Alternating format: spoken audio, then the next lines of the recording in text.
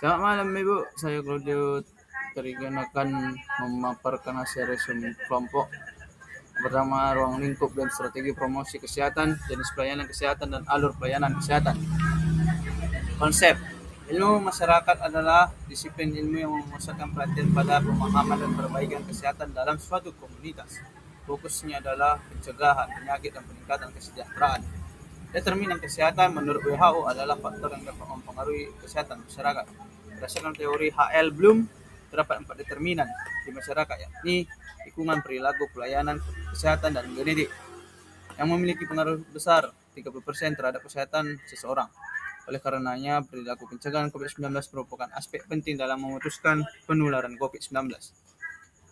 Sistem informasi kesehatan adalah sistem yang mengintegrasi teknologi informasi, perangkat lunak, dan prosedur-prosedur administrasi untuk mengumpulkan, menyimpan, mengelola, menganalisis, dan menyediakan informasi kesehatan yang bertujuan untuk meningkatkan kualitas dan efisien pelayanan kesehatan, meningkatkan pengambilan keputusan klinis yang tepat, mengurangi biaya dan risiko medis, serta meningkatkan kualitas hidup pasien.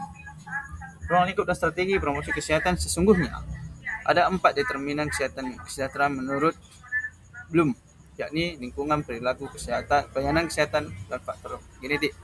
Jenis-jenis pelayanan kesehatan yang pertama adalah pelayanan kedokteran. Ini dapat bersifat sendiri ataupun bersama-sama dalam satu organisasi, bertujuan untuk menyembuhkan penyakit dan memulihkan kesehatan. Yang kedua ada pelayanan kesehatan masyarakat, yang termasuk dalam kelompok kesehatan masyarakat, ditandai dengan pengorganisasian yang umumnya secara bersama dalam suatu organisasi, bertujuan untuk memelihara, meningkatkan kesehatan, serta mencegah penyakit.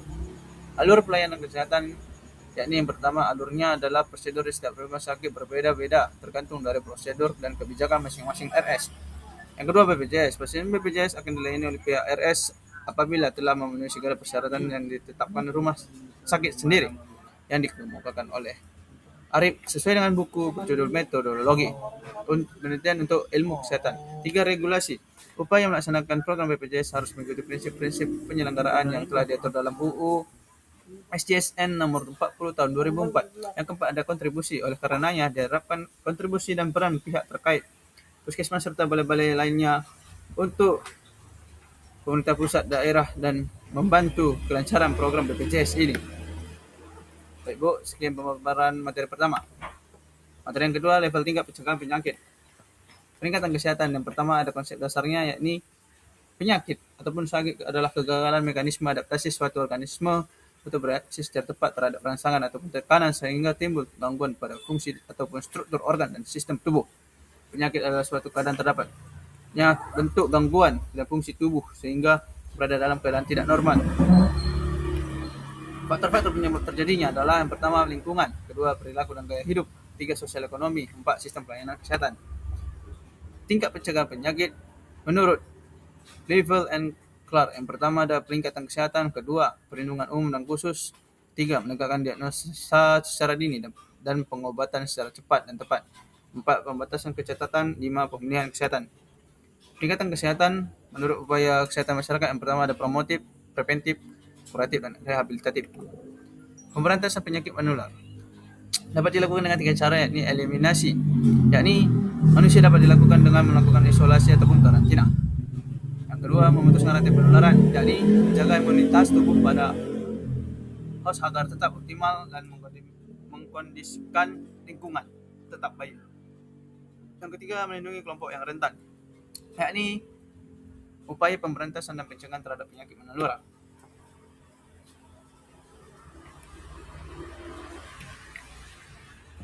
Pencegahan penyakit menular secara umum adalah mengambil tindakan terlebih dahulu sebelum kejadian. Salah satu teori pada ilmu kesehatan masyarakat yang berkaitan dengan pencegahan timbulnya penyakit adalah teori Level and Clark.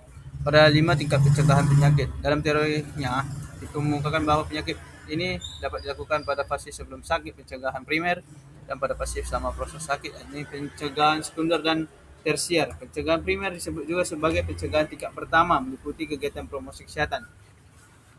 Pencegahan sekunder disebut juga pencegahan tingkat kedua yang meliputi diagnosis dini. Dan pencegahan tersier ini adalah meliputi pencegahan terhadap cacat ataupun rehabilitasi. Diagnosis merupakan istilah yang diadopsi dari bidang medis dan kedokteran sebagai bentuk penentuan jenis penyakit yang dilihat dari gejala yang muncul. Diagnosis merupakan istilah teknis yang kita adopsi dari bidang medis. Menurut Thorndike dan Hagen, diagnosis dapat diartikan yang pertama, upaya ataupun proses menemukan kelemahan ataupun penyakit yang dialami oleh seseorang melalui pengujian dan studi yang sama dengan gejala-gejalanya.